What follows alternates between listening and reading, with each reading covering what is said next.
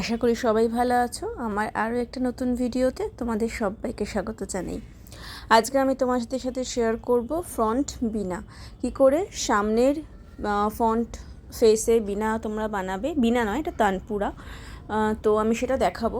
তোমরা যেটাই বানাও সেটার বেসিক স্ট্রাকচারটা এটাই হবে এবং সামনে কোনো ছবি রেখে সেটাকে প্রিপেয়ার করবে। প্রথমে এখানে আমি তানপুরার সব পুরো পোর্শনটা আমি একটা শেপে এনে নিয়েছি। তারপর আমি উপরের পোর্শনটা একটু বাঁকিয়ে নিয়েছি, সেটা জাস্ট ফ্রন্ট থেকে দেখতে ভালো লাগে সেজন্য। এটা অপশনাল, এটা তোমাদের যদি মনে হয় করবে তো করবে, না করলে নাও করতে পারো, কোনো সমস্যা নেই। এরপর সাইডের দুটো পোর্শন যেন সমান হয় সেটা অবশ্যই একটু খেয়াল রাখবে। তারপর আমি একটা কাটার টুলের মাধ্যমে এই সাইড বরাবর আমি পুরো জিনিসটাকে একটা গায়ে টেক্সচার দিয়ে নেব, মানে কেটে নেব। এবং দাগগুলো যেন একটার পর একটা হয়, মানে একটার উপরে যেন না হয়। সবসময় মাথায় রাখবে এই যে আমি দাগটা দিচ্ছি সেটা যেন একদম পরপর দাগ হয়, একদম প্রপার যেন মিশে থাকে। তবে গিয়ে তোমার জিনিসটা যখন তুমি রং করছো তখন জিনিসটা সুন্দরভাবে বোঝা যাবে।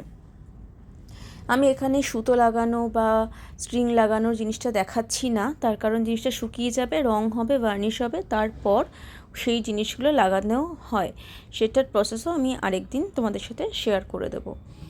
এবারে আমি যে সাইডের এই ছোটো ছোটো বল মতো করে লাগাচ্ছি, সেটা যদি তোমরা বড় তানপুরা করো তাহলে সেক্ষেত্রে ওয়্যার ইউজ করতে পারো, যদি না করো তাহলে সেই ক্ষেত্রে ছোটো ছোটো করে বলস মতো করে দিলেও সেটা আঠা দিয়ে লেগে যাবে।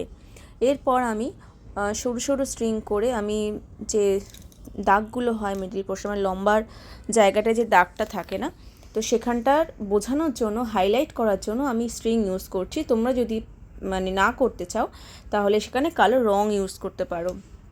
কিন্তু এই স্ট্রিংগুলো যদি কেউ ইউজ করো অবশ্যই মাথায় রাখবে যেন খুব সরু হয়, একদম মোটা যেন না হয়, সেটুকুনি মাথায় রেখে তোমরা জিনিসটাকে সেট করবে। এবং প্রত্যেকটা যেন সুন্দরভাবে পরপর প্লেসমেন্টটা সুন্দর হয় এবং স্ট্রিংগুলো যেন সেম হয়, মানে একটা মোটা একটা সরু হয়ে যাচ্ছে সেটা যেন না হয়। এরপর সাইড দিয়ে তুমি কেটে নিচ্ছ, কেটে নেবার পর ভালো করে হাত দিয়ে পরিষ্কার করে সেই জায়গাটা স্মুথ করে দেবে, যাতে করে বোঝা না যায় যে তুমি ওখান থেকে কাটিং করেছো।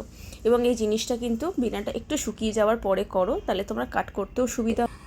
এরপর জিনিসটা ভালো করে শুকিয়ে নেবে এবং তারপর তোমরা রং করবে। আমাদের বিনা, মোটামুটি বিনা নয়, তানপুরা রেডি হয়ে গেছে। আশা করি বুঝতে পারলে কীভাবে আমরা তানপুরা বানালাম।